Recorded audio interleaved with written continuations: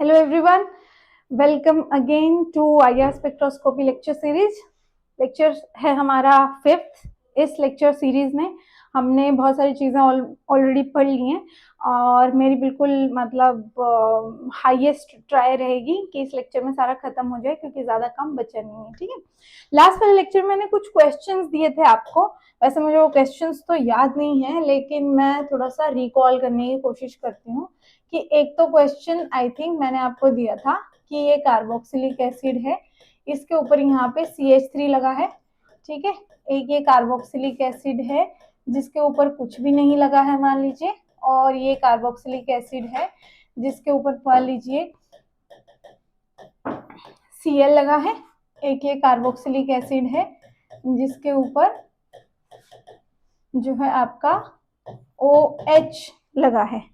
I think यही था। इसके अलावा मान लो अगर इनको मैं री नंबरिंग कर रही हूँ, आप वहां के हिसाब से नंबरिंग कर लीजिएगा। उस वीडियो में आपको क्या नंबरिंग दिया हुआ था, ठीक है, आप लोग देख लीजिएगा। और अगर कोई भी डाउट होता है तो फिर पूछ लीजिएगा। ABCDE, ओके ओके, आ जाइए। अब देखिए यहाँ पे क्या है, NH2 अपने इलेक्ट्रॉन्स दे रहे हैं, OH प्लस M इफेक्ट लगाता है, NH2 भी प्लस M इफेक्ट लगाता है, Cl माइनस I इफेक्ट लगाता है, CH3 प्लस I इफेक्ट लगाता है। अब हमको क्या पता है, हमने बताया, चलिए देख लीजिए कि अगर आपका बेंजीन रिंग इन्वॉल्व होगा किसी भी कार्बोनिल सेंटर के साथ, यहाँ पे देखिए अगर इलेक्ट्रॉन विड्रॉइंग ग्रुप लगा होगा और अगर इलेक्ट्रॉन डोनेटिंग ग्रुप लगा होगा तो दोनों में क्या डिफरेंस आने वाला है। ठीक है बच्चों, आ जाओ देख लो। ये A है मान लीजिए, ये मान लीजिए B है। लेट मी सी, सब कुछ रिकॉर्ड हो रहा है ठीक से, ओके है। देखिए बच्चों, इलेक्ट्रॉन विड्रॉइंग ग्रुप क्या करेगा, आपकी बेंजीन रिंग को इंस्पायर करेगा कि भाई इलेक्ट्रॉन्स को खींच। इलेक्ट्रॉन्स को खींचेगा तो इस पे पार्शियल पॉजिटिव चार्ज बढ़ेगा, इस पे पार्शियल पॉजिटिव चार्ज बढ़ेगा। लास्ट वाले लेक्चर में बता दिया था, उससे क्या होगा, this CO bond will become even stronger और भी ज्यादा ताकतवर हो जाएगा, राइट। इलेक्ट्रॉन डोनेटिंग ग्रुप आपकी बेंजीन रिंग को क्या बोलेगा, इंस्पायर करेगा कि इलेक्ट्रॉन डोनेट कर। ठीक है, इलेक्ट्रॉन डोनेट करने से पार्शियल पॉजिटिव चार्ज बढ़ेगा। अगर पार्शियल पॉजिटिव चार्ज बढ़ेगा तो ये बॉन्ड जो है आपका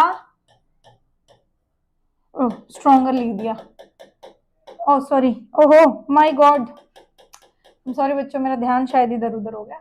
इससे क्या होगा, इलेक्ट्रॉन अगर यहाँ पे कार्बन के पास जाएंगे, इससे क्या होगा, पॉजिटिव चार्ज घटेगा भाई। अरे जब कोई खींचेगा इससे इलेक्ट्रॉन तब ना इस पे पार्शियल पॉजिटिव चार्ज बढ़ेगा। अगर कोई इलेक्ट्रॉन आके दे रहा होगा तो इसको पार्शियल पॉजिटिव चार्ज को तो घटाएगा ना कि ले भाई इलेक्ट्रॉन ले ले। उससे क्या होगा, ये बॉन्ड वीक होगा, ये तो वीक होगा। इससे क्या होगा बच्चों, बॉन्ड जितना ज्यादा स्ट्रॉन्ग होगा उसकी न्यू CO उतनी ही ज्यादा होगी। अगर बॉन्ड वीक होगा तो उसकी न्यू CO कम होगी। ये हम लास्ट वाले लेक्चर में अच्छे से पढ़ चुके हैं। ठीक है, अब आप यहाँ पे आ जाओ। यहाँ पे आप देखेंगे तो ये प्लस आई इफेक्ट लगाएगा, इसको इलेक्ट्रॉन्स देगा। यहाँ पे जो ये CO बॉन्ड है ना, न्यू CO बॉन्ड है ना, यही बोला था कि ये जो न्यू CO बॉन्ड है इसको आपने कंपेयर करना है सब में। ठीक है, तो इससे क्या होगा, प्लस आई इफेक्ट से इस पे इलेक्ट्रॉन डेंसिटी जाएगी। अगर जाएगी तो न्यू CO बॉन्ड स्ट्रेंथ घटेगी, न्यू CO भी घटेगा। इसलिए nu CO for A will be least, no no, oh my God, plus M वाले भी हैं हमारे पास, ओ माय गॉड। अच्छा तो ज्यादा से शुरू कर लेते हैं। इसमें माइनस आई इफेक्ट लगा है तो न्यू CO फॉर C सबसे ज्यादा, फिर न्यू CO फॉर B उससे ज्यादा। ठीक है, फिर क्या आ गया आपका A, D और E, A, D और E आ गया। अब A में क्या है, प्लस आई इफेक्ट, क्या है जी, ए में प्लस आई इफेक्ट, ए में क्या है, प्लस आई इफेक्ट है। डी और ई में क्या है, प्लस एम इफेक्ट है। उसमें भी NH2 का प्लस एम इफेक्ट ज्यादा होता है, उसमें भी। ओके एक सेकेंड, आई थिंक क्वेश्चन में मैंने OM भी डाला था, क्योंकि मैं उसमें आप लोगों को एक बात बताना चाहती थी। एक काम करती हूँ, मैं यहाँ पे ऐड कर देती हूँ, है ना। मैं उस पर ना आप लोगों को GOC की एक बात बताना चाहती थी। OME, इसको मैं F नाम दे देती हूँ, ठीक है बच्चों। इसका भी प्लस एम इफेक्ट होगा। अब इन सब का D, F और आपकी जो E है, इन सब का ही प्लस एम इफेक्ट है। अगर इन सब का ही D, F और E का अगर प्लस एम इफेक्ट है सबका ही, तो इनकी न्यू CO सबसे कम होगी, इनकी न्यू CO सबसे कम होगी। अब इनमें भी फर्दर हमको कंपेयर करना पड़ेगा, है ना। अच्छा, इससे पहले ये देख लीजिए कि सी का सबसे ज्यादा होगा बी में कोई ना लेने वाला इलेक्ट्रॉन ना देने वाला बैठा है, ठीक है। इसके बाद ए में क्या है, प्लस आई इफेक्ट है, इसलिए ए आ जाएगा यहाँ पे। प्लस आई इफेक्ट तो इतना ज्यादा इलेक्ट्रॉन डिस्ट्रीब्यूट नहीं करेगा, इलेक्ट्रॉन डिस्ट्रीब्यूट इतना नहीं करेगा, ऐसे में न्यू CO इतनी ज्यादा नहीं घटेगी। फिर D, F और E की बात आ गई। अब इसमें प्लस एम इफेक्ट है, इसमें प्लस एम इफेक्ट है, इसमें प्लस एम इफेक्ट है। एक तो नाइट्रोजन NH2 ग्रुप का प्लस एम इफेक्ट ऑक्सीजन वाले ग्रुप से हमेशा ही ज्यादा होगा, तो ये ज्यादा प्लस एम लगाएगा तो इसकी न्यू CO जो है वो ज्यादा ही घटेगी, राइट। फिर OMe और OH में से मैं आप लोगों को बता दूं, GOC का फैक्टर है ये, सॉरी GOC का फैक्ट है ये कि OMe का प्लस एम इफेक्ट OH के प्लस एम इफेक्ट से सॉरी OH के प्लस एम इफेक्ट से कम होता है, ओके। कम होने का मीनिंग क्या है कि ये प्लस एम इफेक्ट उतना ज्यादा नहीं लगाएगा, सॉरी ये प्लस एम इफेक्ट ज्यादा लगाएगा, ये कम लगाएगा, है ना। कुछ बच्चों को इसमें डाउट हो सकता है कि मैम गलत बता रहे हैं, मुझे पता है हर तरीके के महान बच्चे हैं हमारी दुनिया में, है ना। तो प्लस एम इफेक्ट इस रिंग का ज्यादा होता है कंपेयर टू OMe। OMe के कंपैरिजन में इस रिंग का प्लस एम इफेक्ट ज्यादा होता है। इसके लिए आपको GOC में जाना पड़ेगा, क्योंकि GOC यहाँ पे आपका Me के इफेक्ट को प्लस आई इफेक्ट की तरह नहीं देखती। ऐसे नहीं है कि इसको इलेक्ट्रॉन दे रहा है तो उतना ही ज्यादा ये रिंग जो है इसको इलेक्ट्रॉन देगी, इस तरीके से नहीं देखती general organic chemistry. General organic chemistry इस Me को स्टेरिक हिंड्रेंस का प्रतीक मानती है। देख रहे हो इतनी हिंदी, स्टेरिक हिंड्रेंस का प्रतीक मानती है इसको, और यहाँ पे H है, वो नहीं कर रहा है ऐसा, ठीक है। तो ये Me मदद करने की बजाय ऑक्सीजन को और डिस्टर्ब कर रहा है, ठीक है जी, डन। इसलिए इसका प्लस एम इफेक्ट ज्यादा होता है। वहां पे सिखाया जाता है जनरल ऑर्गेनिक केमिस्ट्री में आपको प्लस एम इफेक्ट कैसे देखना है, किसका ज्यादा होगा किसका कम होगा। उसमें स्टेप वाइज आपको बताया जाता है कि सबसे पहले आप जो है आपके हाइब्रिडाइजेशन देखेंगे, फिर एटम का साइज देखेंगे, क्या देखेंगे, वो सारा ऐसे स्टेप वाइज होता है। उनमें से एक स्टेप ये हिंड्रेंस वाला भी होता है, ठीक है जी। तो OMe का प्लस एम इफेक्ट जो है वो कम होगा। अगर इस प्लस एम इफेक्ट कम होगा तो न्यू CO तो इसकी ज्यादा होगी ना, तो nu CO for F is greater than nu CO for D, और सबसे कम न्यू CO फॉर E, ठीक है, nu CO for E, right. तो this is the trend, okay. इस तरीके के क्वेश्चंस आपको सॉल्व करने हैं। अच्छा, ये वाले क्वेश्चन ना बच्चों जरूरी नहीं कि वो आपको कार्बोक्सिलिक एसिड के लिए ही बना के देगा, वो ये वाले क्वेश्चंस आपको एसिटोफिनोन के साथ भी बना के दे सकता है।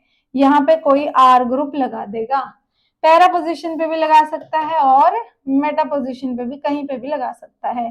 फिर आपको वो सारी चीजें देखनी है कि कहाँ पे कौन सा ग्रुप, कौन सी पोजीशन पे कौन सा ग्रुप कौन सा इफेक्ट लगा रहा है, ये सारी चीजें आपको देखते हुए चलनी है। ठीक है बच्चों, चलिए ठीक है, आगे चल पड़ते हैं। फिर एक सेकेंड,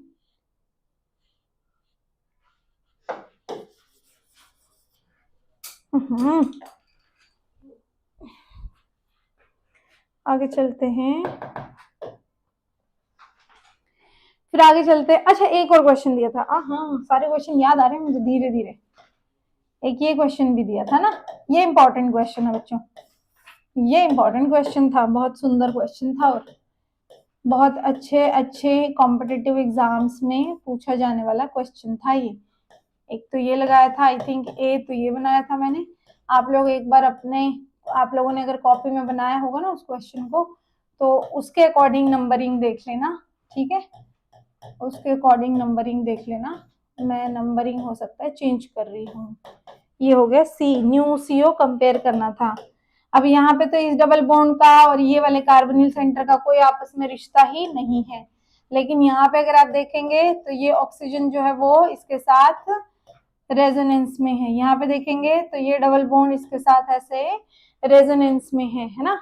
लेकिन यहाँ पे अपने को पता है कि अगर ऑक्सीजन की तरफ, एस्टर्स में अगर ऑक्सीजन की तरफ डबल बॉन्ड होता है, अगर ऑक्सीजन की तरफ डबल बॉन्ड लगा होता है तो क्या होता है, इससे न्यू सीओ बढ़ती है। तो न्यू सीओ जो बी है उसके लिए सबसे ज्यादा। फिर इसका डबल बॉन्ड से कोई रिश्ता नहीं है, ना डबल बॉन्ड इसकी न्यू सीओ को घटा रहा है ना बढ़ा रहा है, इसलिए न्यू सीओ फॉर ए इसके बाद, और सबसे कम न्यू सीओ फॉर सी। क्यों? क्योंकि ये डबल बॉन्ड यहाँ जाके और यहाँ रेजोनेंस करके इस सीओ बॉन्ड को और भी कमजोर कर रहा है। कमजोर करेगा तो न्यू सीओ भी कम होगी, है ना। फ्रीक्वेंसी या वेव नंबर दोनों ही चीजें आपकी कम आएंगी। ओके बालकों, आगे चले, ठीक है, डन, चलो बढ़िया बात है। अब हम चलते हैं आगे की तरफ। जो जो मैंने आप लोगों को चीजें सीओ वाले के बारे में बतानी थी वो सारी मैंने बता दी है। अब मुझे एक क्वेश्चन देना आप लोगों को, ठीक है, उस क्वेश्चन को जरा ध्यान से देखना। ठीक है, तो हमारे पास एक क्वेश्चन है जिसमें सारी चीजें मैंने मिक्स कर देनी है अब। ठीक है, अच्छा उससे पहले मैं डाइकीटोन के बारे में आप लोगों को बताना चाहती हूँ, एक सेकेंड, क्योंकि उस क्वेश्चन के अंदर डाइकीटोन भी है। ठीक है, डाई कीटोन्स, ठीक है, डाइकीटोन्स क्या होते हैं, ये डाइकीटोन होते हैं। ठीक है, ये डाइकीटोन होते हैं, यहाँ आर यहाँ आर। ठीक है बच्चों, अब बच्चों जरा ध्यान देना कि यहाँ पे जो न्यू देखी जाई, ऑब्जर्व हुई, देखी गई, एक तो न्यू सीओ देखी गई। अब कीटोन के लिए न्यू सीओ कितनी थी, 1715 सेंटीमीटर इनवर्स। ठीक है, ये आप लोगों को बात ध्यान रखने के लिए मैंने बोला था, आप लोग ये सारी बातें ध्यान याद रखना। अब न्यू सीओ 1715 पे आनी चाहिए थी, बट ऐसा नहीं हुआ। एक तो ये न्यू सीओ जो थी वो 1680 सेंटीमीटर पे ऑब्जर्व हुई। एक तो ये न्यू सीओ कहाँ पे 1680 के अराउंड ऑब्जर्व हुई। एक यहाँ पे बच्चों nu C double bond C observe हुई। Nu C double bond C कितने पे ऑब्जर्व होती है, हमारी 1640 के अराउंड ऑब्जर्व होती है ना। 1640 के अराउंड जो है आपकी 1640 नहीं 46 के अराउंड ऑब्जर्व हुई थी। ठीक है, बहुत ही स्ट्रॉन्ग बॉन्ड था सी डबल बॉन्ड सी का यहाँ पे। ठीक है, और एक यहाँ पे बच्चों न्यू OH का भी एक ब्रॉड पीक देखा गया, वो था आपका 2400 से 3200 सेंटीमीटर इनवर्स के अराउंड। ठीक है, इस रेंज में OH का भी आपको फ्रीक्वेंसी मिली। अब आपके दिमाग में ये आ रहा होगा कि मैम ना तो इसमें OH है ना इसमें सी डबल बॉन्ड सी है, तो ये सारी चीजें कहाँ से ऑब्जर्व हुई। तो जरा ध्यान रखना बच्चों कि ये जो आपका कंपाउंड है वो रेजोनेंस करता है, जब ये मान लो यहाँ पे H है तो ये इलेक्ट्रॉन्स यहाँ जाके, इलेक्ट्रॉन्स यहाँ जाके, और ये इस तरीके से रेजोनेंस करता है। ये लो R, ये लो R। ठीक है जी, डन। तो आप देख पा रहे हैं अब उसमें C डबल बॉन्ड C भी है, उसमें OH भी है और CO भी है। और CO इतना कम वैल्यू पे क्यों आया है, 1715 की बजाय 1680 पे क्यों आया है? इस OH की हाइड्रोजन बॉन्डिंग की वजह से, इस हाइड्रोजन बॉन्डिंग की वजह से इतनी कम वैल्यू पे आया है, जबकि कीटोन 1715 पे आना चाहिए। 25 ऑलमोस्ट 25 20 10 30 35 सेंटीमीटर इनवर्स ऑलमोस्ट घट गया है। ठीक है, चलो अब मैं आपको एक क्वेश्चन दे देती हूँ। ठीक है, let me give you a question. Compare new CO for following. इनके लिए न्यू CO आपको कंपेयर करना है। एक तो ये है जी कंपाउंड, एक आपका कंपाउंड ये वाला है, इसको A मान लो, इसको B मान लो बच्चों। ठीक है, इसको आप जो है वो C मान लो। ठीक है, इसको आप D मान लो। ठीक है, और इसको आप E मान लो। ठीक है, यही बच जाता है बस।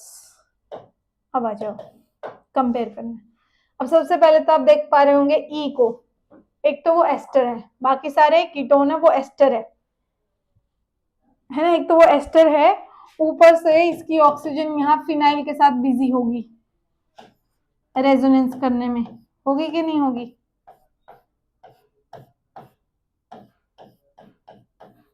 मैं करके दिखा रही हूँ वो बच्चों के लिए जो बड़े ध्यान से पढ़ रहे हैं। बट इलेक्ट्रॉन्स जब घूमते हैं तो उनका दिमाग घूम जाता है। तो ये क्या होगा, देखो रेजोनेंस हो गया। रेजोनेंस होने की वजह से फिनाइल रिंग के ऊपर इलेक्ट्रॉन्स चले गए।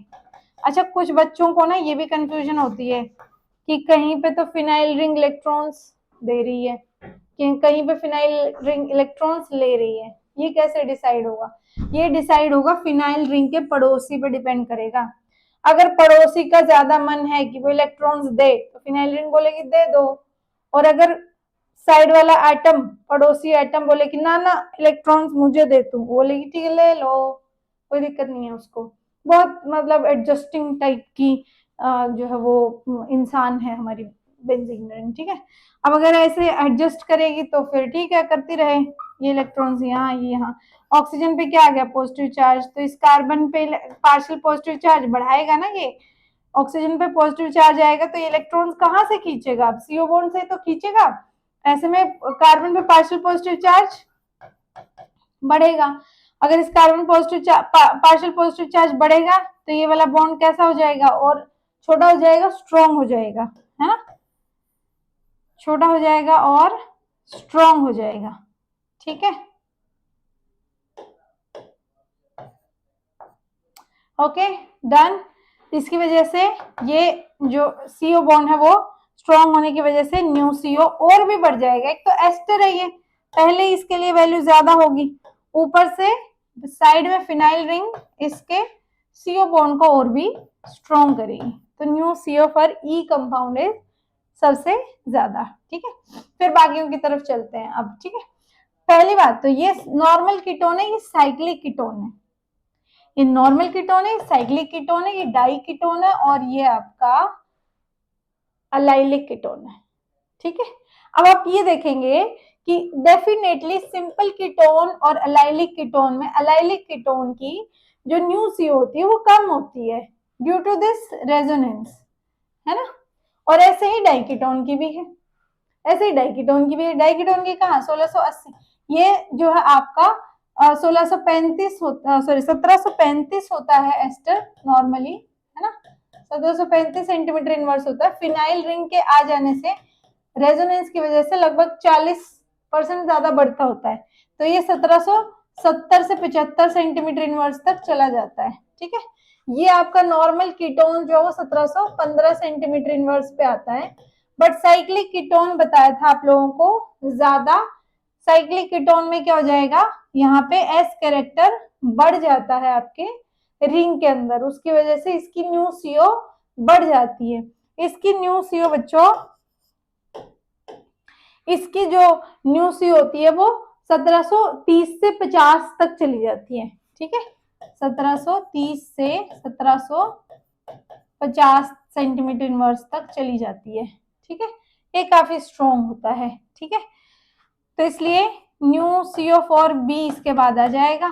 फिर आप देखेंगे ये अलाइलिक जो आपका कार्बोनिल सेंटर है, इसकी वैल्यू कहां तक 1690 सेंटीमीटर इनवर्स तक चली जाती है, घट के 80 से 90 के बीच में। ठीक है, फिर भी इससे तो ज्यादा ही रहती है। ठीक है, तो इसलिए इसके बाद आ जाएगा न्यू CO4A, फिर आ जाएगा न्यू CO4D और सबसे कम न्यू CO4E। ई है ना, ये ई है ना। ठीक है, ओके, तो इस तरीके से ये आपका कंपाउंड रहता है। ठीक है जी, डन। ओके, टेढ़ा हो गया है।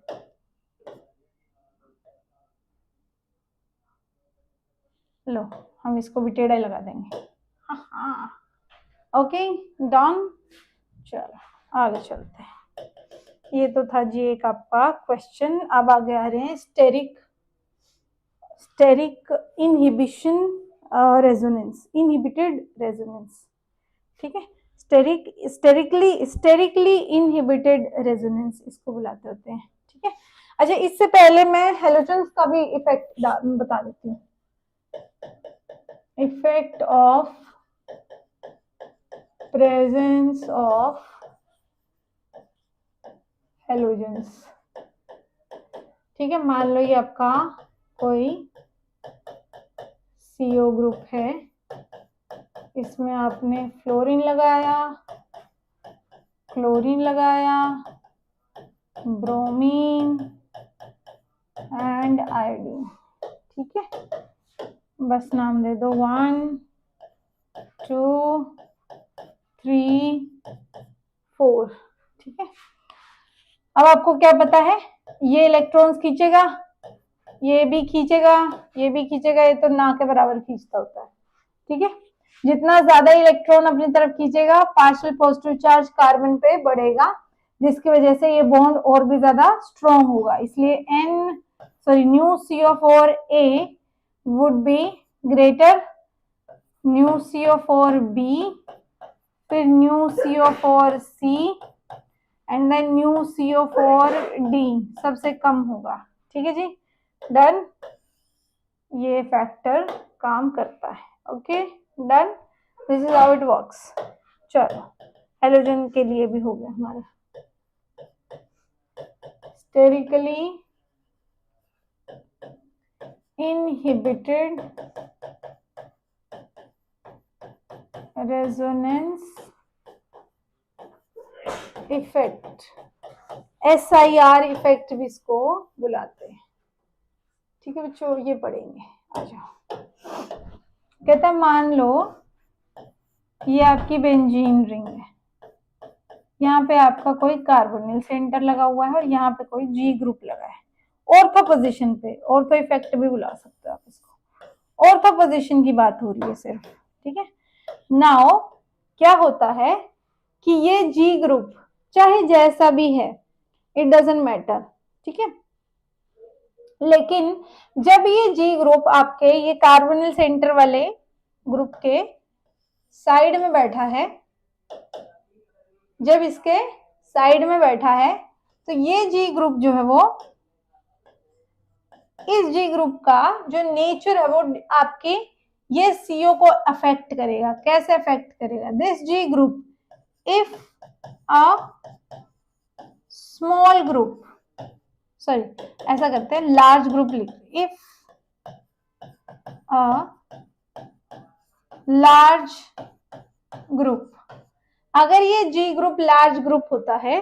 देखो बच्चों, एक बात जरा ध्यान से समझना कि ये जो बेंजीन रिंग है ये पूरी प्लेनर होती है, पूरी प्लेनर है। यहाँ पे ये G ग्रुप लगा हुआ है, यहाँ पे C double bond O R group लगा हुआ है। ये जी ग्रुप भी इसी प्लेन में लगे हैं और ये COR ग्रुप भी इसी प्लेन में लगे हुए हैं, सारा कुछ सेम प्लेन में लगा हुआ है। ठीक है, क्यों क्यों सेम प्लेन में लगे हुए हैं ये? क्योंकि इनको बेंजीन रिंग के साथ क्या करनी है, रेजोनेंस करनी है। ठीक है, इनको बेंजीन रिंग के साथ ये ऐसे ये रेजोनेंस करनी है। ठीक है, चाहे ये इलेक्ट्रॉन ले रहा हो तब भी ऐसे रेजोनेंस करनी है, इसलिए ये सब लोग एक ही प्लेन में बैठे हुए हैं, बढ़िया चल रहा है सब। अब क्या होता है, कहता है कि अगर मान लो ये जी ग्रुप बड़ा ग्रुप है, कोई बल्कि ग्रुप है, मतलब बल्कि ग्रुप क्या करेगा, ये वाला आपका ग्रुप ऑलरेडी बल्कि ही होता है। ठीक है, तुम यहाँ पे चाहे हाइड्रोजन लगा लो, तुम यहाँ पे चाहे OH लगा लो, तुम चाहे यहाँ पे कोई R ग्रुप लगा, मतलब कोई अल्काइल ग्रुप लगा लो, तुम चाहे यहाँ पे जो है Cl लगा लो, कुछ भी लगा लो, CO के साथ में कुछ भी लगा लो, जो भी जितने भी आपने कार्बोनिल सेंटर्स पढ़े हैं, एस्टर वेस्टर सारी, ठीक है, डाई कीटोन एसिडेट सारे ही, कोई भी ग्रुप तुम यहाँ पे लगा लो, वो सारे ही ये सारे के सारे ग्रुप में, मतलब कोई भी तुम यहाँ पे ग्रुप लगाओगे तो ये पूरा ग्रुप आपका बल्कि ग्रुप बनेगा। जब दो बल्कि ग्रुप यहाँ पे आ जाते हैं तो यहाँ पे होने लगती है हिंड्रेंस। हिंड्रेंस की वजह से ये क्या करते हैं, ये कहते हैं कि भाई देख अपने को एक मॉलिक्यूल से जुड़े रहना है, जो कि बेंजीन रिंग। अब अगर हम ऐसे लड़ते रहेंगे दोस्तों काम चलेगा नहीं, तो इसका कुछ तो सोल्यूशन निकालना पड़ेगा। तो जी ग्रुप कहता है कि एक काम करते हैं, तू जो है वो सीओ ये बल्कि ग्रुप को बोलेगा या खुद, ठीक है, मोस्टली इसको बोलता है कि तू एक काम कर, तू काफी बल्कि है, तू एक काम कर, तू आउट ऑफ प्लेन चले जा। तो जैसे रिंग पे ऐसे लगा हुआ है ये CO ग्रुप, ठीक है, यहाँ पे मान लो ये CO ग्रुप आपका यहाँ लगा हुआ है ऐसे, ठीक है, ये हाथ मान लो मेरा रिंग है और ऐसे यहाँ पे CO ग्रुप लगा हुआ, और मान लो ये आपका G ग्रुप है, तो ये यहाँ पे मान लो G ग्रुप है, तो ये G ग्रुप क्या कहता है कि भाई तू है ना, अपनी लड़ाई होती रहेगी वरना ऐसे, तू आउट ऑफ प्लेन चले जा। ठीक है, तो प्लेन में है, इसी प्लेन में है, सब हम एक साथ बैठे हुए पर हमारी बन नहीं रही। जैसे एक घर में ना बने तो लोग सोल्यूशन निकालते हैं कि हम अलग अलग घर में रह लेते हैं, चाहे पास पास ही क्यों ना रह लें, है ना। तो सेम तरीके से आपका जो ये बल्कि ग्रुप यहाँ पे लगा हुआ है, ये बोलेगा इसको कि तू आउट ऑफ प्लेन चले जा, CO को बोलेगा थोड़ा सा चले जा, ज्यादा नहीं, थोड़ा सा चले जा, ताकि तेरी मेरी कोई बातचीत ना हो। तो ये ऐसे करके आउट ऑफ प्लेन आ जाएगा आपकी रिंग से। ठीक है, यहाँ पे आपका बल्कि ग्रुप लगा होगा और ये आपका ग्रुप जो है बल्कि ग्रुप से बचने के लिए कि ज्यादा झगड़ा ना हो, ज्यादा हाथापाई पे बात ना आ जाए, इसलिए ये इस रिंग से निकल के, ये सॉरी इस प्लेन से निकल के थोड़ा बाहर की तरफ लग जाएगा ऐसे। ठीक है, so this is what your अच्छा, अगर देखो जो भी CO के साथ ये बेंजीन रिंग जिस भी तरीके की जो आपकी कह लीजिए कि ये रेजोनेंस जो भी कर रही थी, जो भी रेजोनेंस ये कर रही थी, ये तब कर रही थी क्योंकि बेंजीन रिंग के जिस प्लेन में इलेक्ट्रॉन्स पड़े हैं उसी प्लेन में CO ग्रुप लगा हुआ था। अब अगर ये प्लेन से बाहर चला गया तो ऐसा नहीं है कि ये बेंजीन रिंग के इलेक्ट्रॉन्स उठ कर उस प्लेन में जाएंगे उसको इलेक्ट्रॉन देने के लिए, इतना प्यार नहीं है उनको इससे। भाई सेम से रास्ते में अगर तुम आ रहे हो तो तुम्हारा भला कर देंगे, अगर तुम अपना रास्ता अलग करके बैठे दूसरी गली में जाके बैठे तो ऐसा नहीं कि हम उठ के उस गली में आएंगे और फिर तुमको इलेक्ट्रॉन डोनेट करेंगे, ऐसा नहीं होने वाला है। ठीक है, ऐसा कुछ भी नहीं होने वाला है। इसलिए अगर ये, मैं बस झाझा के बार बार मैं देखती रहती हूँ कि वीडियो रुक ना गई हो, है ना। अगर ये प्लेन से बाहर चले जाएंगे, अगर ये इस प्लेन से बाहर चले जाएंगे तो क्या होगा, ये जो रिंग के इलेक्ट्रॉन्स हैं प्लेन में जो ऐसे पड़े हुए हैं, ये जाके इसको अपने इलेक्ट्रॉन्स डोनेट नहीं करेंगे। ओके, अगर ये जाके इनको इलेक्ट्रॉन्स अपने डोनेट नहीं करेंगे तो उससे क्या होगा, आपको रेजोनेंस नहीं होगी। उसका फायदा क्या होगा, जब बेंजीन रिंग के इलेक्ट्रॉन्स यहाँ आ ही नहीं पाएंगे, जब बेंजीन रिंग के इलेक्ट्रॉन्स यहाँ आ नहीं पाएंगे तो इसको इलेक्ट्रॉन्स देके अपने इलेक्ट्रॉन्स देके CO बॉन्ड को कमजोर भी नहीं कर पाएंगे। जो ये होता आया है ना, जो ये होता आया है ना कि ये इलेक्ट्रॉन्स जो है बेंजीन रिंग के यहाँ जाएंगे और ये CO बॉन्ड को जो है वो डिस्टर्ब करेंगे, है ना, तो वो सब कुछ खत्म। Tata goodbye, goodbye tata, tata goodbye, goodbye tata, tata. चलो ठीक है, तो ये जो इलेक्ट्रॉन्स यहाँ से उठ के बेंजीन रिंग में से उठ के इसको यहाँ से यहाँ जाना चाहिए था, वो होगा ही नहीं। और अगर वो होगा नहीं तो अगर ये यहाँ से इलेक्ट्रॉन उठ के यहाँ नहीं जाएंगे तो आपकी CO बॉन्ड की स्ट्रेंथ बनी रहेगी। समझ गए हैं? डन? ओके ठीक है, चलो अब मैं आप लोगों को दिखा देती हूँ इसको अप्लाई कैसे करना है। ठीक है जी, ओके। ये सारी बातें जो भी मैंने बोली यहाँ पे आपने लिख लेनी है। मैं आपको ये बता, अब आप ये बोलेंगे, आप लोगों के दिमाग में ये सवाल आएगा कि जो G ग्रुप है, ये जो G ग्रुप है, ये बल्कि ग्रुप होने का क्या मीनिंग है? कौन से ग्रुप इस दुनिया में ऐसे हैं जो कि बल्कि ग्रुप है? ठीक है, तो यहाँ पे if large group the resonance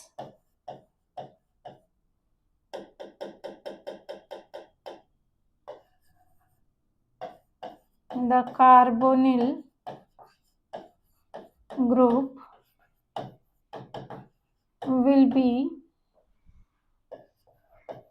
forced to stay out of plane and in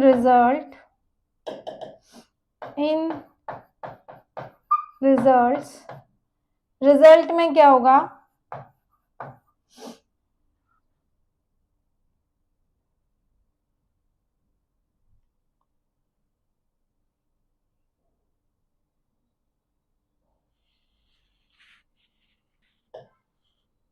sorry, मेरी ऐसे स्किन उखड़ने लग गई थी। will be forced to stay out of plane and in results the resonance with benzene ring will be stopped। तो resonance जो है ring के साथ वो स्टॉप हो जाएगी। ठीक है, as a result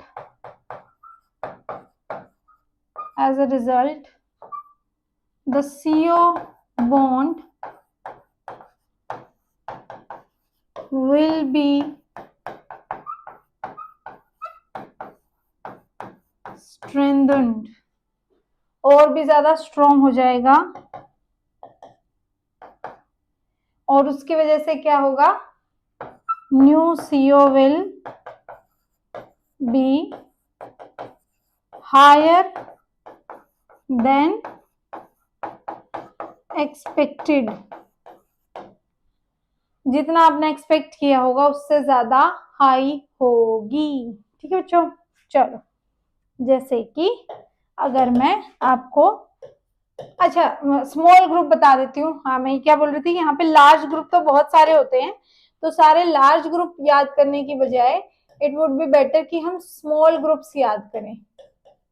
ठीक है, स्मॉल ग्रुप्स क्या कौन से होते हैं? Hydrogen, deuterium, tritium, fluorine, OH, CN। ठीक है, ये सारे जो होते हैं आपके सारे के सारे आपके स्मॉल ग्रुप्स होते हैं। तो बच्चों अगर इनके अलावा कोई भी आपको ग्रुप मिलता है ना, इनके अलावा कोई भी ग्रुप मिलता है CH3 या आपको आयोडीन, ये सारे क्या होंगे आपके? वो सारे के सारे लार्ज ग्रुप में आएंगे। फिर उनको आपको लार्ज ग्रुप की तरह ट्रीट करना है। यहाँ पे NH2 और लिख लेना। ठीक है ना, और जो OMe होता है वो आपका OMe इज पार्शियली बल्कि, कभी हो भी जाता है कभी नहीं भी होता है, बट इसलिए इसके क्वेश्चन से थोड़ा बचने की कोशिश करना। ठीक है, ओके जी। तो इन ग्रुप्स के अलावा सारे ही ग्रुप्स आपके कैसे होंगे? लार्ज ग्रुप्स होंगे। डन? ओके, चलिए चलो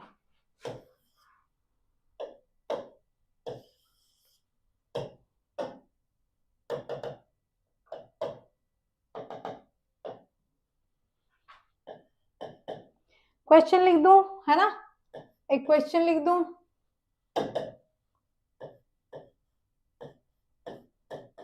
मान लो यहाँ पे COME लिखा हुआ है, आपको कंपेयर करना है nu CO for this A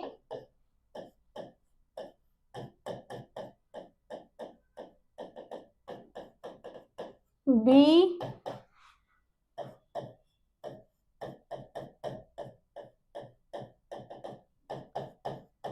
C। ओहो,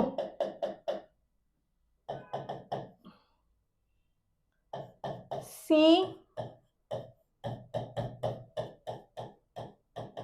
और ये D। ठीक है, चलो जल्दी से वीडियो को पॉज कर लो और ट्राई कर लो। ठीक है, चलो मैं ऐसा कंसीडर करती हूँ कि आप लोगों ने वीडियो को पॉज किया होगा, ट्राई कर लिया होगा, अब आंसर मैच कर रहे होंगे। चलो शुरू कर देते हैं। तो देखिए ये आपका NH2 ग्रुप है, ऊपर से स्मॉल ग्रुप है, इलेक्ट्रॉन्स को देगा उसको ना ही यहाँ पे SIR, तो न्यू CO, अच्छा इसका प्लस आई, इसका प्लस आई, इसमें कुछ है ही नहीं, इसमें प्लस M, ऊपर से स्मॉल ग्रुप से प्लस M लगा है, तो definitely new CO for A will be least. फिर इसको कंपेयर करना है। अब आप देखेंगे कि यहाँ पे और यहाँ पे इन दोनों को कंपेयर करते हैं। पहले इन दोनों को करते हैं। यहाँ पे आपका SIR इफेक्ट लगेगा, यहाँ पे SIR इफेक्ट नहीं लगेगा। ठीक है, यहाँ पे SIR इफेक्ट नहीं लगेगा, यहाँ पे प्लस आई इफेक्ट लगेगा। ये इलेक्ट्रॉन्स रिंग को ज्यादा से ज्यादा देगा, वो बदले में CO को देगी और CO के बॉन्ड को कमजोर करेगी, तो न्यू CO फॉर C आ जाएगा यहाँ पे। ठीक है, कम होगी इन तीनों में, इसमें SIR इफेक्ट लग रहा है, इसमें ऐसा कुछ नहीं लग रहा। आप यहाँ पे देखेंगे B में क्या हो रहा है, आपका CH3 यहाँ पे लगा हुआ है, प्लस आई इफेक्ट लगाने के लिए लगा हुआ। वैसे तो ये प्लस आई इफेक्ट लगाने के लिए लगा हुआ है, लेकिन आपको यहाँ पे क्या पता है कि जी यहाँ पे तो SIR इफेक्ट लगा है, जिसकी वजह से ये ग्रुप आपका आउट ऑफ प्लेन चला जाएगा।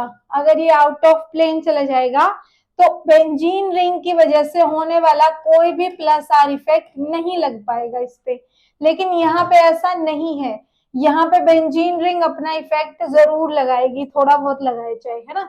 तो ये अगर बेंजीन रिंग अपने इलेक्ट्रॉन्स इसको देगी तो डेफिनेटली न्यू CO कम हो जाएगा, न्यू CO फॉर D कम हो जाएगा।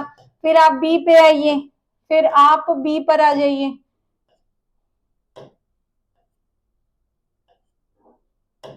फिर आप B पर आ जाइए। B पर ऐसा कोई भी इफेक्ट नहीं लग रहा, यहाँ पे सिर्फ SIR इफेक्ट लग रहा है, जिसकी वजह से ये आउट ऑफ प्लेन है। आउट ऑफ प्लेन होने की वजह से इसके साथ कोई भी रेजोनेंस नहीं होगा, बेंजीन रिंग का नॉर्मल रेजोनेंस भी नहीं होगा। CH3 की वजह से बढ़ा हुआ रेजोनेंस तो कहाँ से होना था, है ना। CH3 इसके रेजोनेंस को बढ़ाने के लिए तो लगाया ना यहाँ पे, लेकिन ये तो चला आउट ऑफ प्लेन चला गया, दूसरी गली में चला गया ये तो। ठीक है, तो यहाँ पे CO पे कोई भी रेजोनेंस नहीं लग रहा, तो इसकी सबसे ज्यादा हाई वैल्यू होगी न्यू की। ठीक है बच्चों, ये हो गया आपका कंपैरिजन। Okay done. तो SIR इफेक्ट आपको कैसे अप्लाई करना है ये मैंने आपको सिखा दिया है। ठीक है, ओके। तो इसी के साथ हमारा SIR इफेक्ट खत्म होता है। SIR इफेक्ट की वजह से बच्चों और भी बहुत सारी चीजें GOC में हम लोग पढ़ते होते हैं, बट क्योंकि हम GOC नहीं पढ़ रहे हैं, हम तो IR पढ़ रहे हैं, तो हम आगे बढ़ जाते हैं। ठीक है, इससे आगे हम पढ़ लेते हैं अमीन्स और अमाइड्स। ठीक है, मैं एक क्वेश्चन दे देती हूँ बस आप लोगों को।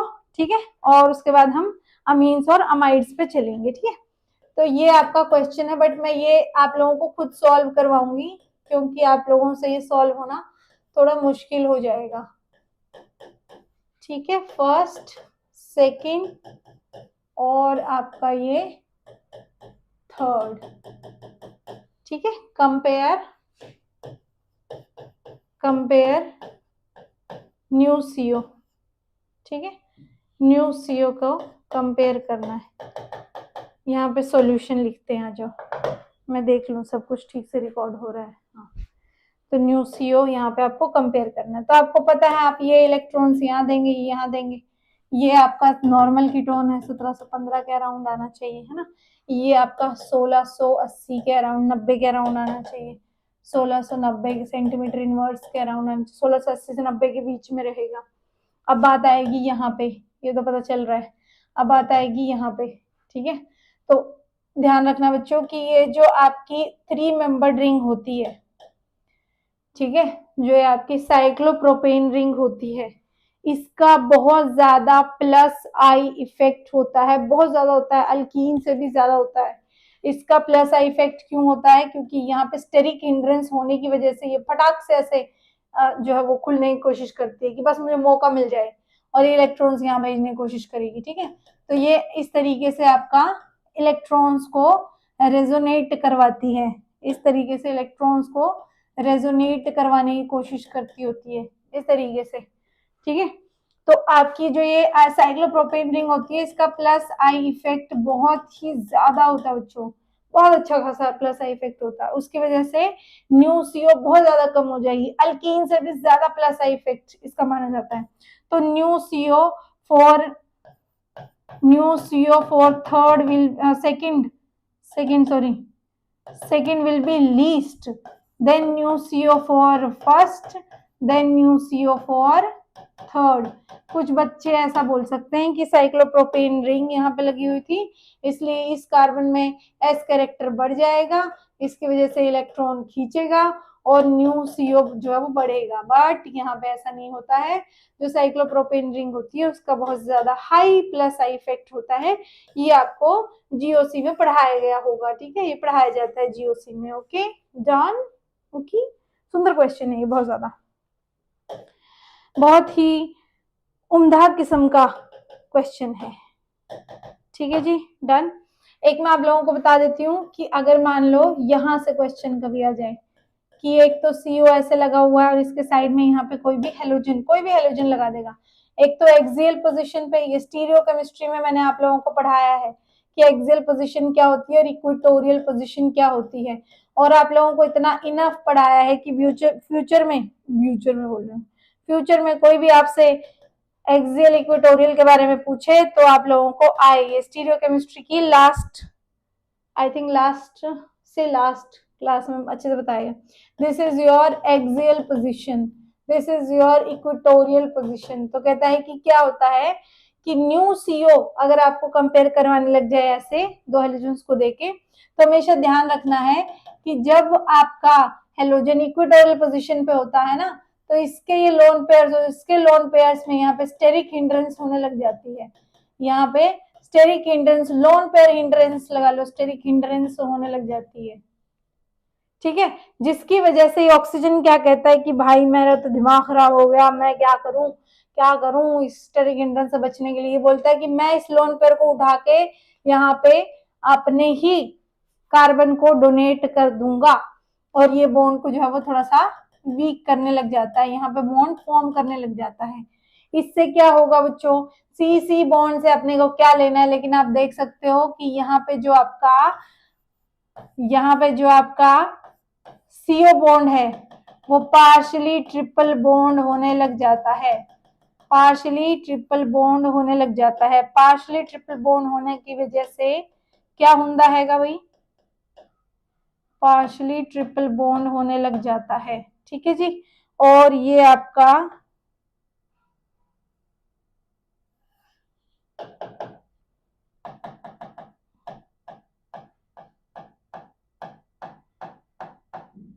ये बॉन्ड, ठीक है। अपने को इस वाले बॉन्ड से मतलब ही नहीं है, अपने को मतलब है कि ये वाला बॉन्ड पार्शियली ट्रिपल बॉन्ड हो गया, यहाँ पे पार्शियली डबल, यहाँ पे तो डबल बॉन्ड ही है, यहाँ पे तो ऑलमोस्ट ट्रिपल हो गया, ऑलमोस्ट।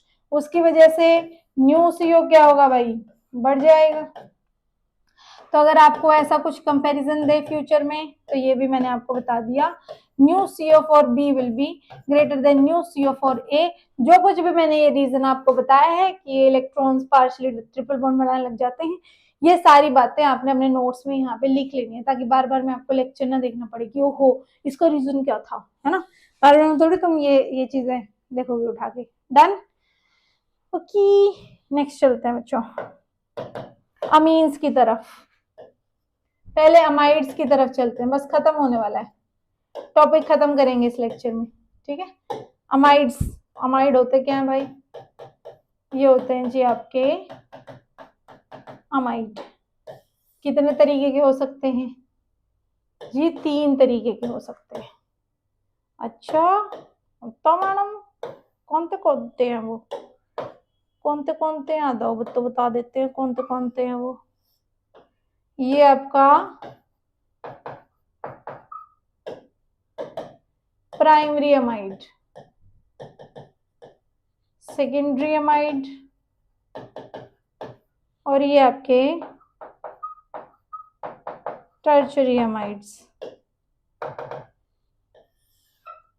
अब यहाँ पे आपको देखना है जी कौन सी आपको पीक्स मिलेंगी।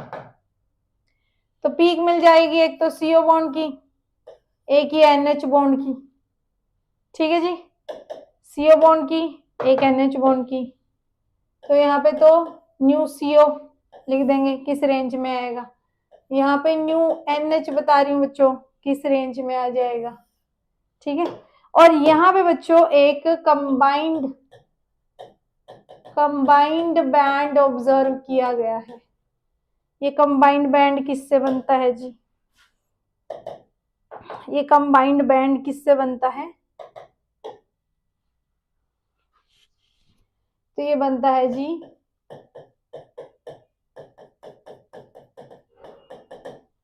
जो ये आपका न्यू CO दिख रहा है, ये जो दिख रहा है ना आपको CO, इसके स्ट्रेचिंग फंडामेंटल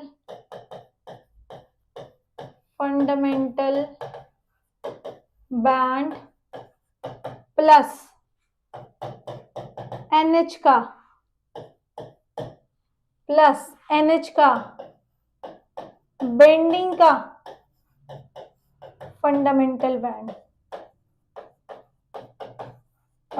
बैंड क्या होता बताया हुआ है।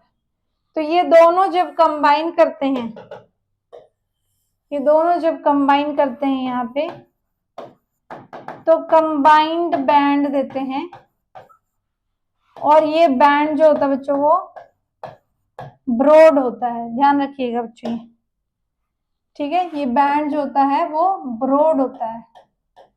ये बात ये टेबल बनाने के नीचे ये सब लिख लेना, ठीक है जी। डन, ठीक है बच्चों, आ जाओ फिर शुरू करते हैं अंताक्षरी। तो जी अमाइड का बॉन्ड आपको बताया था 1690 के आसपास आएगा। तो इन सब में ही अमाइड का CO का बॉन्ड तो सब में दिख रहा है, CO का बॉन्ड सब में दिख रहा है, तो ऑब्वियसली सब में सेम आएगा। Done, okay. आगे चलते हैं। आगे NH बॉन्ड जो है बच्चों वो आपको जो है वो OH बॉन्ड के आसपास इतना ही स्ट्रॉन्ग होता है ना, इतना ही स्ट्रॉन्ग होता है। तो ये आपको उसी वैल्यू पे 3300 से 3500 सेंटीमीटर इनवर्स के अराउंड मिलता है। ये सेंटीमीटर इनवर्स में ही होंगी बातें, ठीक है, सेंटीमीटर इनवर्स में ही हो रही है यहाँ पे बातें, तो ध्यान ही रखना, ठीक है। यहाँ पे भी 3300 से 3500 सेंटीमीटर इनवर्स के अराउंड ये बात होती है, ठीक है। पर यहाँ पे आपको 2 बैंड्स मिलते होते हैं, ठीक है। यहाँ पे आपको 2 पीक्स मिलती होती हैं, 2 peaks of symmetric and asymmetric stretching. यहाँ पे ये 2 NH बॉन्ड है ना, तो ये 2 NH बॉन्ड सिमेट्रिक और एसिमेट्रिक दोनों स्ट्रेचिंग्स कर सकते हैं। देखो ये ऐसे जाए, ये ऐसे जाए, ये सिमेट्रिक स्ट्रेचिंग हो जाएगी,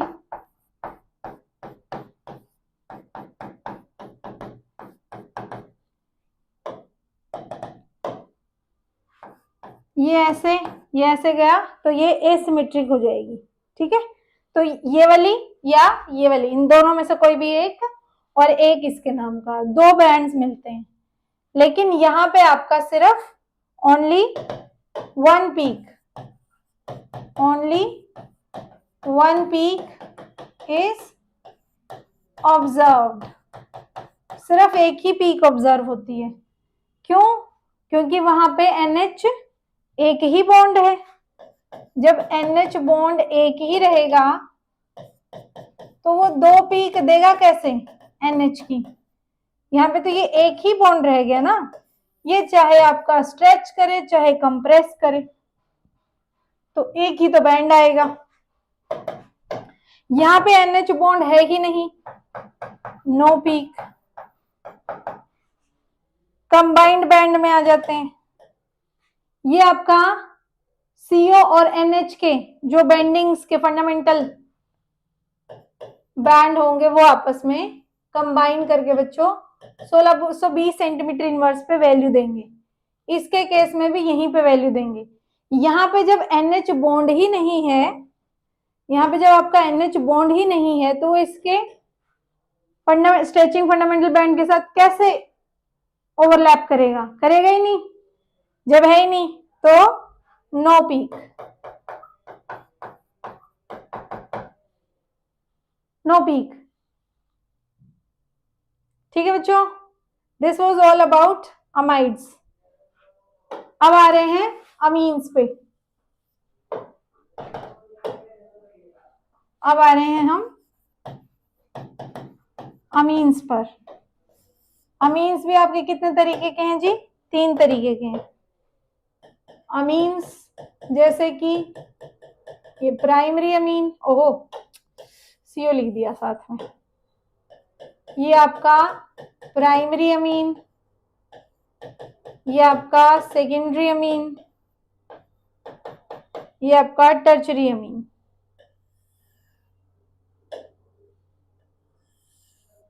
ठीक है जी, इसमें भी सेम ऐसे ही दो पीक्स मिलेंगे। एक तो NH पीक हम ऑब्जर्व करेंगे, ठीक है। एक तो हम NH पीक आपकी स्ट्रेचिंग, मतलब किसकी स्ट्रेचिंग ऑब्जर्व करेंगे। एक आपकी NH बेंडिंग ऑब्जर्व करेंगे, ठीक है।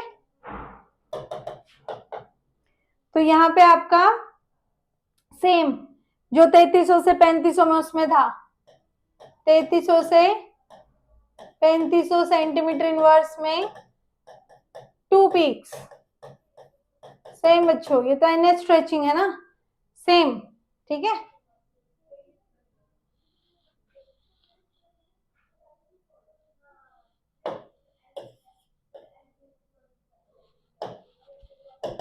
स्ट्रेचिंग लिख लो, स्ट्रेचिंग लिख लो, ठीक है। NH stretching. तो यहाँ पे 2 पीक आएंगी, one for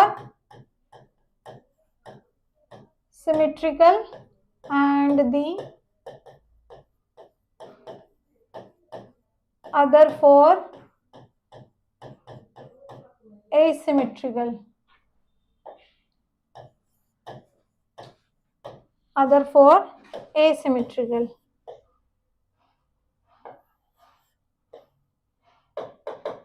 ठीक है, यहाँ पे आपको एक ही पीक मिलेगी 3300 से 3500 सेंटीमीटर इनवर्स के बीच में, 1 पीक ओनली, ठीक है।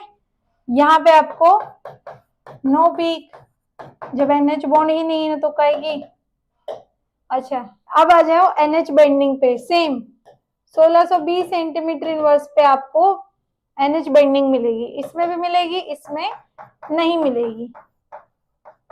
इसमें आपको कोई भी NH बेंडिंग भी नहीं मिलेगी। अच्छा, इस NH बेंडिंग का बच्चों एक खास बात होगी, ये शार्प पीक होगी। शार्प पीक का मीनिंग समझते हैं?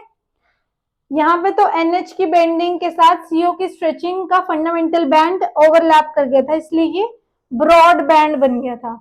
लेकिन यहाँ पे कोई CO बॉन्ड है ही नहीं, तो इसके साथ कोई कंबाइन करने वाला भी नहीं है, इसलिए NH बाइंडिंग यहाँ पे क्या आएगी बच्चों, शार्प पीक आएगी। डन, ठीक है। आगे चलते हैं हम नाइट्रो ग्रुप की तरफ, ठीक है, नाइट्रो ग्रुप की तरफ। नाइट्रो ग्रुप कैसा दिखता है? नाइट्रो ग्रुप ऐसा दिखता होता है। इसमें भी दो तरीके की स्ट्रेचिंग देखने को मिल जाती है, एक तो ये सिमेट्रिकल, दोनों दूर जा रहे हो या दोनों ही पास आ रहे हो, ये क्या है, सिमेट्रिकल, ठीक है। और एक आपकी होती है एसिमेट्रिकल, ठीक है। एसिमेट्रिकल में क्या होगा, दो पीक्स मेनली मिलती होती है यहाँ पे। एसिमेट्रिकल में क्या होता है कि या तो ये पास आ रहा होगा, ये दूर जा रहा होगा, या ये दूर जा रहा होगा, ये पास आ रहा होगा, है ना। तो यहाँ पे ये जो पीक्स है आपकी, ये जो पीक्स है आपकी, ये आपको 1350 सेंटीमीटर इनवर्स पे मिलती है। और आप लोगों को बताया ही गया है कि जो सिमेट्रिकल वाली स्ट्रेचिंग होती है, ये है आपकी सिमेट्रिकल स्ट्रेचिंग, ये है आपकी एसिमेट्रिकल स्ट्रेचिंग, ठीक है। ये होती है आपकी कितने पे, 1550 सेंटीमीटर इनवर्स पे, 1350 पे 1550 पे, ठीक है बच्चों। डन, ओके, हो गया, अमीन्स के लिए हो गया, बस खत्म होने वाला चैप्टर, खत्म हो गया है, ऑलमोस्ट खत्म ही हो गया है, ठीक है। एक मैं आप लोगों को बता चुकी हूँ कि C ट्रिपल बॉन्ड C की रेंज जो है वो 2100 से लेके 2250 पे, नॉर्मली एग्जैक्ट अगर कोई वैल्यू पूछे तो नॉर्मली इतने पे आता है, नॉर्मल, एकदम नॉर्मल वाला, मतलब कोई और फैक्टर ना लगे हो जिसके साथ रेजोनेंस, ठीक है। जो नॉर्मल वाला आपका ट्रिपल बॉन्ड है वो 2150 पे ऑब्जर्व होता है, ठीक है। और जो आपका CN बॉन्ड है वो इससे ज्यादा स्ट्रॉन्ग होगा, कार्बन कार्बन से ज्यादा इलेक्ट्रोनेगेटिविटी होती है, नाइट्रोजन की ज्यादा स्ट्रॉन्ग बॉन्ड बनाएगा, ज्यादा स्ट्रॉन्ग बनाएगा, तो इसकी वैल्यू 2250 सेंटीमीटर इनवर्स के अराउंड आती है, ठीक है बच्चों। इसके अलावा इसी ही रेंज में आपकी कीटीन के लिए भी आती है वैल्यू। कीटीन समझते हैं, ये लीजिए बता देते हैं हमको, ये कीटीन्स होती हैं, ये जो रिएक्शन इंटरमीडिएट्स होती हैं उनकी तरह, रिएक्शन इंटरमीडिएट्स की तरह यूज किया जाता है इनको, कार्बीन्स की तरह कीटीन्स होती हैं, ठीक है। तो इनकी रिएक्शंस होती है, ये रिएक्शंस के बीच में रीअरेंजमेंट्स जो होती है ना, उनके बीच में ये बनती होती हैं कीटीन्स, ठीक है। कीटीन्स के लिए जो आपकी ये वैल्यू है ये 2140 सेंटीमीटर इनवर्स होती है, ठीक है बच्चों। यहीं पे आइसोसाइनेट के लिए मान लो कोई R ग्रुप है, ठीक है, आइसोसाइनेट मतलब कि यहाँ पे आइसोसाइनेट के लिए आपको नाइट्रोजन लगाना पड़ेगा ना, ओहो एक सेकेंड बच्चों, यहाँ पे तो नाइट्रोजन लगानी पड़ेगी ना, ये आपका आइसोसाइनेट होता है, इसके लिए वैल्यू ये 2270 सेंटीमीटर इनवर्स के अराउंड होती है। तो आप देख पा रहे होंगे कि 2150 ऑलमोस्ट लगा लो, 2140 ही लगा लो, चलो 2140 से लेके 2270 के बीच में ये भी आ सकती है। तो ट्रिपल बॉन्ड भी हो सकते हैं इस रेंज में, आपकी कीटीन और आइसोसाइनेट भी हो सकते हैं, ठीक है बच्चों। चलिए ठीक है बच्चों, इसी के साथ हमारा IR स्पेक्ट्रोस्कोपी वाला चैप्टर जो है वो खत्म होता है। नेक्स्ट हम कुछ और शुरू करेंगे, लेकिन आपको तो एक साथ सारा कुछ मिल जाएगा, तो जो मर्जी पढ़ना है वो पढ़ लीजिएगा। स्टीरियो केमिस्ट्री पूरी की पूरी आपको लेक्चर सीरीज मिल जाएगी, उसमें कोई भी आपको डाउट लगता है, कोई लगता है कि नहीं इसको और ज्यादा एलेबोरेट करके हमें पढ़ाया जाना चाहिए, वो हमें आप बता दीजिए, वो टॉपिक आपको और एलेबोरेट करके भी मिल जाएगा। बट सारे ही टॉपिक इनफ अमाउंट में दिए गए हैं कि आपको बहुत ज्यादा एक्स्ट्रा भी ना पढ़ना पड़े, जहां से पेपर में क्वेश्चन ही ना बनता हो, ऐसी चीजों को पढ़ के क्या फायदा है ना। और ऐसा भी मटेरियल में कोई भी आपको कमी नहीं मिलेगी स्टडी मटेरियल में कि ये हमारा पार्ट कवर नहीं हुआ। Most of the graduation post graduation के लेवल का टॉपिक्स को कवर किया गया है। कोई भी डाउट आता है हमें पूछें। Thank you so much for your attention, see you in the next video.